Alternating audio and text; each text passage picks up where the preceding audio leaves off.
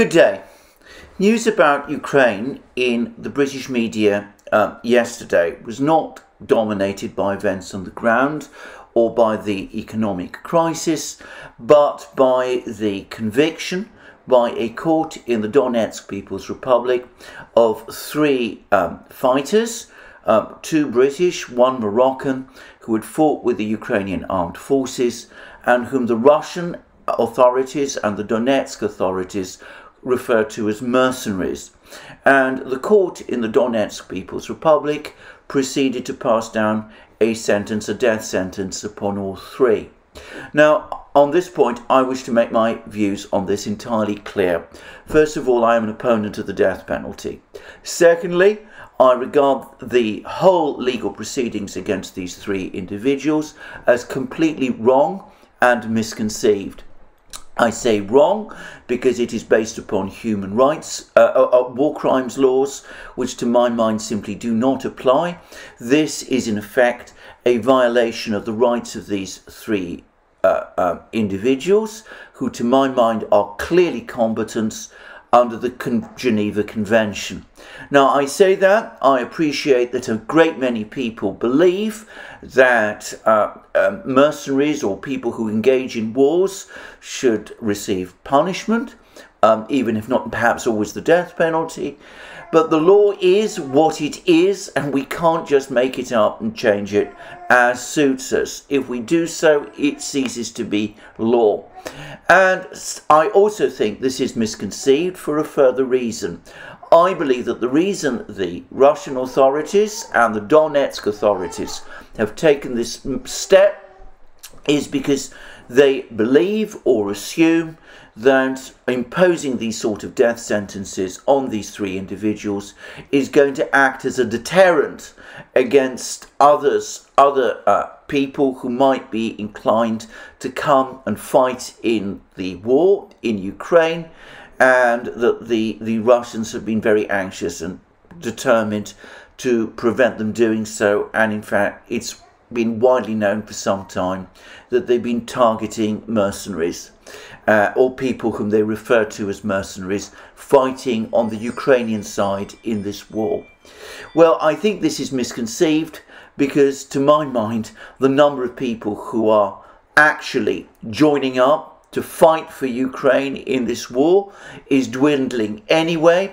I dislike these kind of rationalizations for what I consider to be wrong and illegal acts, and I would say anyway that this rationalization, it seems to me, doesn't apply anyway. Anyway, that, I want to make it clear, is my own view. I know there will be people who will contest it. I'm happy to argue with this in another place, but I suppose I must now proceed with further discussions about the events in Ukraine itself. Having said that, I want to repeat, these are my views. I am opposed both to the trial and of the sentence upon these three men, just as I am equally opposed to the trial and sentences of Russian soldiers that the Ukrainian military and the Ukrainian authorities have been conducting. It seems to me that these people are being prosecuted, again, without any legal basis or foundation, on a completely misapplied principle of war crimes trials, which certainly and absolutely do not apply in these cases. And I think both sets of proceedings are wrong. Now, the reason I mentioned these Ukrainian cases of Russian soldiers is not in order to provide some kind of balance, but because there is some suggestion, apparently, that the Russians are going to try and use these three soldiers, these three mercenaries, as they call them, for a prisoner swap. Well, I hope that happens, but I want to make it clear that I strongly disagree with this whole approach shown by the Russians in this case and by the Ukrainians in the previous case. Anyway, we need now to look at the situation in the war. And again, there's been news on the battlefronts of Russians advancing ever more closely to the towns of Bakhmut and Slavyansk as they edge ever more closely to achieving their victories in Donbass. But I think perhaps more interesting is an intelligence report. It's not clear who is behind this intelligence report, which intelligence agency is responsible for it, but it's clearly a Western intelligence agency, and it appears to be working in close cooperation with the Ukrainian side. And it provides a stark picture about the situation of the Ukrainian military in Donbass. Now, from what I've been able to work out from the media accounts of it, it's been all over the British media, this intelligence report. What I've been able to work out from it is that it seems that the actual number of troops fighting on each side is about the same, but that Ukraine is massively outnumbered in machinery and technology. The Russians have 20 times more artillery, 40 times more ammunition. They have complete control of the air. Their air force is operating not just across Donbass, but across Ukraine as a whole. And in addition, they have the ability to launch missile strikes from hundreds, perhaps even thousands of miles from the battlefront. And with the precision of their missiles, they're able to launch pinpoint strikes on Ukrainian forces. And it seems that this is devastating for the Ukrainian soldiers on the front line. The number of killed Ukrainian soldiers per day has now been quietly increased from 100, which is the amount admitted a few weeks ago by President Zelensky. It now seems that the report has gradually and quietly been raised to 200. 200 dead soldiers a day. I'm not going to even try and guess how many are wounded, how many are taken prisoner, but 200 a day, that is 1,400 a week. And on top of that, it seems, according to this report, that more and more Ukrainian soldiers, faced by these appalling casualties, faced by this terrible situation that they find themselves in Donbass, that more and more of them are deserting, and that morale amongst Ukrainian soldiers, unsurprisingly, is falling. Now, the intelligence report talks again about this mirage of large numbers of Western weapon systems, guns, artillery, howitzers, rocket launchers being supplied to Ukraine. It admits, by the way, that Ukraine has almost entirely run out of ammunition for its own long-range rocket launchers, its Uragan and Smerch systems, whereas the Russians appear to have an abundance of ammunition for both. As I have said in the past, the United States and the Western powers face fundamental political, economic, technological, and above all, logistical constraints, which make it simply impossible for them to replace the losses Ukraine has already experienced. And I would add that in terms of replacements of losses, it's striking that the only discussion now seems to be about replacing losses in Ukrainian artillery. It seems to be widely accepted that Ukraine's armoured forces have been essentially destroyed. There's the drabs of tanks supplied from Eastern Europe, that the numbers of those appears to have dwindled almost to nothing now. And Ukraine basically lacks armour. And of course, if you have troops in the field, in a situation where the other side has overwhelming advantage in artillery, well, those troops are incredibly vulnerable if they're not sheltered by trenches or bunkers or buildings of some kind. They simply cannot operate in open ground under the attack, the potential attack of artillery fire, Russian artillery fire. So all of this, to my mind, reinforces the point I've been making repeatedly in programme after programme. Ukraine simply cannot win this war. It is putting its army through hell by having it fight like this in Donbass. And continuing to fight in this way is simply throwing away the lives of soldiers. 200 a day, according to the latest estimates. Russian estimates, of course, are higher. And how much more of this is Ukraine, are the Ukrainian people, is the Ukrainian army supposed to accept? Well, I would have thought this provides compelling reasons for Ukraine to now start to sit down and negotiate with the Russians to basically accept Russian demands. They were advised to do this right at the start of the war by the Israeli Prime Minister Bennett, who had a clearer understanding, it seems to me, of the balance of forces than many people in the West do. But his advice was ignored. They've been given apparently similar advice by all sorts of other people, but the Ukrainians, listening to the false counsels of people like Boris Johnson, the British Prime Minister, Ursula von der Leyen, the EU Commission President, and the US Secretary of State Antony Blinken, they have instead continued with this war, and it is proving disastrous for them. And unfortunately, there seems to be no signs still of the Ukrainians shifting their policy. I was reading more speeches by President Zelensky. He continues to claim that Ukraine is holding out in Severodonetsk, even as Ukrainian sources from the ground confirm that the Ukrainians have been driven out of all the residential buildings, areas of Severodonetsk. They're only holding out in this one factory area outside the city, and doing so at horrific cost.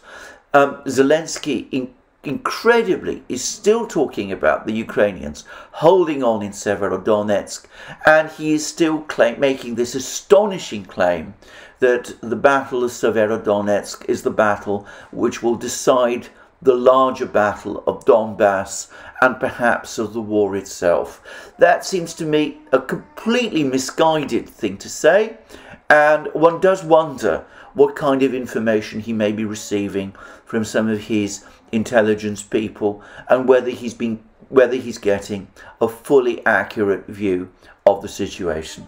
Whilst I'm on the subject of intelligence matters, there was a very strange article which appeared in the New York Times, which claimed, entirely improbably, that though the US intelligence community has a fair idea of what the Russian military is up to, it has managed to lose track of what the Ukrainians are doing. And there's been a lot of discussion about what this article actually means. There's been discussions by the Moon of Alabama, by Larry Johnson, by all sorts of very insightful and intelligent commentators who are seeing this article as a sign of recriminations starting to circulate within the West about this war, and about the fact that this is all going to be blamed on some kind of intelligence failure.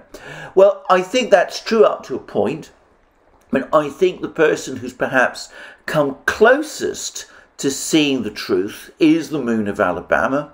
I think what this article is intended to say is that the Ukrainians, in providing an account of what's been happening on the battlefield to their Western allies, have been in effect deceiving their Western allies. There's a shorter word which begins with an L, which describes some of what the Ukrainians have been doing, and what I think the New York Times article is hinting at. Because this is a program which is appearing on this particular platform on YouTube, I'm going to avoid use of that word. But deceiving is the word I'm going to stick with. So I think that is partly what this is all about. It's trying to shift the blame onto Zelensky himself and onto his political advisors for the looming debacle that is taking place in Ukraine. The Western powers are going to say that the Ukrainians gave a false picture of the war to the Western governments, and that this is ultimately what was responsible for the failure in Ukraine.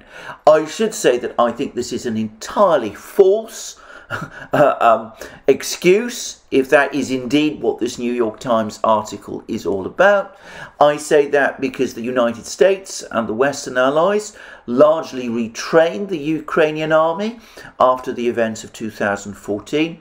They basically replaced most of its officer corps with Western trained officers, and I think it is inconceivable that Western governments, Western intelligence agencies are not fully informed of every aspect and element of the war. Anyway, whilst I am on the subject of intelligence failures, there is a much more important one, and this applies to the economic war, the war of economic attrition, which the Western powers decided to launch against Russia back in February. Now, I'm making this program on a day when the ruble has again strengthened. It is now trading at 58 rubles to the dollar. About 2 weeks ago, the Russian central bank cut interest rates to 11% because it was trying to weaken the ruble against the dollar. It is worried that the ruble is becoming overvalued. In fact, so much money is pouring into Russia at the moment that even the Russian central bank's attempts to weaken the ruble are failing. And this is first and foremost an astonishing indictment on Western policy. Way back in February, when the Western powers imposed sanctions upon Russia, specifically targeting Russia's central bank and its foreign currency reserves, the expectation was that the ruble would crash, that the country would stagger into some kind of default, that it would run out of foreign currency, and that the banking system would collapse. In fact, as we have seen, the opposite instead is happening. And about a week ago, I discussed a very interesting article that had appeared in The Guardian by its economics editor, Larry Elliott, who admitted straightforwardly that Putin, as he always puts it, they always say Putin when they mean Russia, that Putin is winning the economic war, that Russia's economy is stabilizing and starting to strengthen, even as economic problems, inflation, shortages, talk of rationing of energy, all of that is starting to take hold in the West. Well, we now have an arguably even more influential economic commentator, Wolfgang Münchau, who until a short time ago used to write for the Financial Times, and he's come and he's saying the same thing. And he's obviously not written this article in the Financial Times. The Financial Times is one of the most vocal advocates of sanctions against Russia, would probably not publish an article like this, but he's published it instead in Euro Intelligence. And I'm going to read large extracts from this article because I find it so interesting and so revealing and so indicative of what has gone so terribly wrong. Anyway, this is what parts of the article say. The Western sanctions against Russia were based on a formally correct but misleading premise, one that I believed myself, at least up to a point. Well, I would say Wolfgang Münchau is the first advocate of sanctions who has now come out and admitted that he was wrong, even if only up to a point. And though I think the whole sanctions policy was frankly immoral, I will at least give him this. He has at least admitted in part that he was wrong. Anyway, to continue with his article, I believe myself, but it was based on a misleading premise, one that I believe myself at least up to a point, that Russia is more dependent on us than we are on Russia. Russia has more wheat that it can eat, more oil that it can burn. Russia is a provider of primary and secondary commodities on which the world has become dependent. Oil and gas are the biggest sources of Russian export revenues, but our dependency is most acute in other areas: food and also rare metals and rare earths. Russia is not a monopolist in any of the categories, but when the largest exporters of those commodities disappears, the rest of the world experiences physical shortages and rising prices. Russia is the world's largest exporter of gas, accounting for just under 20% of global exports. Russia is the largest exporter of oil after Saudi Arabia and accounts for 11% of world exports. It is the largest exporter of fertilizers and of wheat. Russia and Ukraine together account for almost a third of global wheat exports. Russia is the world's largest exporter of palladium, a metal that is critical in the production of catalytic converters and fuel cells. Russia is also the largest world exporter of nickel, which is used in batteries and in the production of hybrid cars. German industry is warning that it is reliant not only on Russian gas, but on other critical supplies from Russia. Did we think this through? That's Wolfgang Munchau's comment. Did we think this through? I've been saying on the Duran, my colleague and I, Alex Christoforou, have been saying that Western governments did not think this through. So I regard that from Munchau as a rhetorical question, because clearly they did not think this through. Anyway, to continue with his article, did we think this through? Did the foreign ministries that drew up the sanctions discuss at any point what we would do if Russia were to blockade the Black Sea and not allow Ukrainian wheat to leave the ports? Well, that's actually a misconception. That's not even what's happening. But anyway, to continue, did we develop an agreed upon response to Russian food blockades? Did we think we can adequately address a global starvation crisis by pointing the finger at Putin? The lockdown taught us a lot about our vulnerability to supply chain shocks. It has reminded Europeans that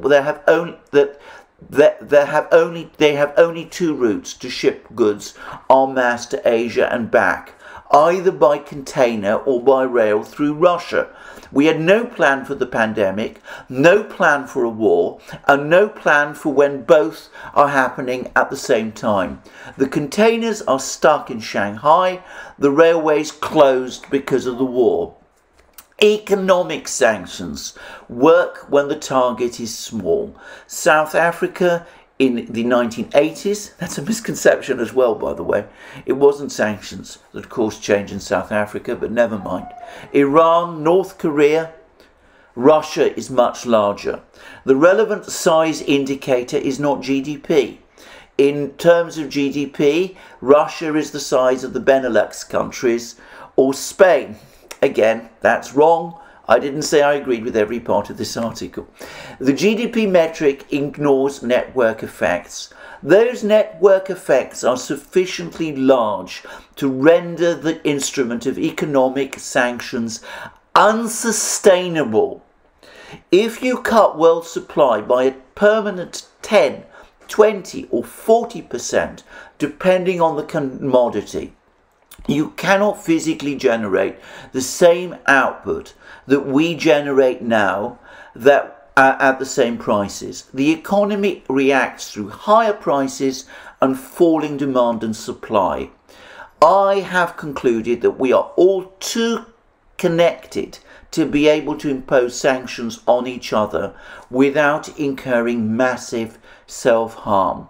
You may argue that it is worth it if you do, you sound like the tenured economics professor who argues that a rise in unemployment is a price worth paying.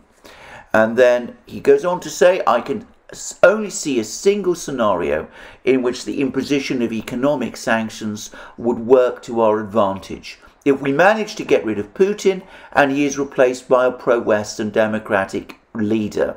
That may well be the US administration's ultimate war aim, but it is a long shot.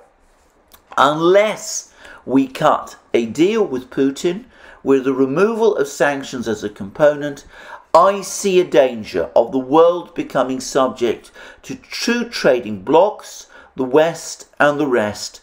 Supply chains will be reorganized to stay within them. Russia's energy, wheat, metals and rare earths will be consumed, but not here. We keep the Big Macs.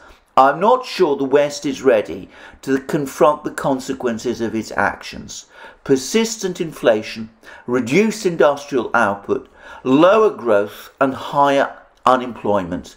To me, economic sanctions look like the last hurrah of a dysfunctional concept known as the West. The Ukraine war is a catalyst of massive deglobalization. Now, as I said, there's lots in this article which I don't agree with. I think he's got many things wrong. Wolfgang Munchau has got many things wrong. He's admitted he misunderstood the original impact of the sanctions. He thought that the Russians were in the weaker position. It's turned out that they are in the much stronger position.